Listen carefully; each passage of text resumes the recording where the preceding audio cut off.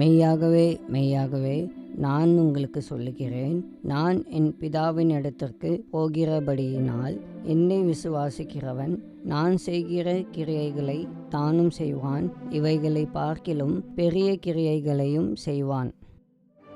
இயேசுவின் சீடர்கள் அவர் செய்த அற்புதங்களை எல்லாம் பார்த்து சாட்சியளித்தார்கள்.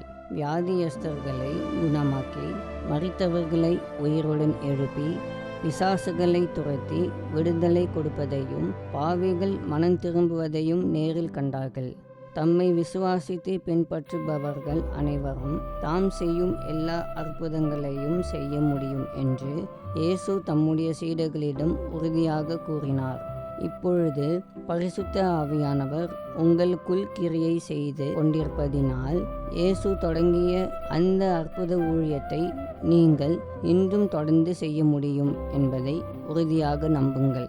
தெய்வீக சுகம், விடுதலை, மனம் திரும்புதல் என்று தேவராஜ்யம் உங்கள் மூலம் கட்டப்படும்படி செயல்படுங்கள். அன்பின் ஆண்டவரே, நீர் இந்த உலகில் மனிதனாக வாழ்ந்ததற்காக உமக்கு நன்றி.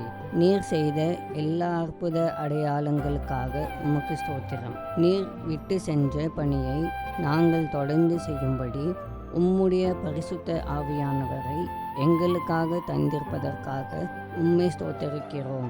தேவராஜ்ய பணியில் நானும் பங்கு பெறும்படி என்னையும் நிரப்பி பயன்படுத்தும். உம்முடைய நாமம் மட்டும் மகிமைப்படுவதாக. இயேசுவின் மூலம் ஜெபிக்கிறோம் பிதாவே, ஆமேன்.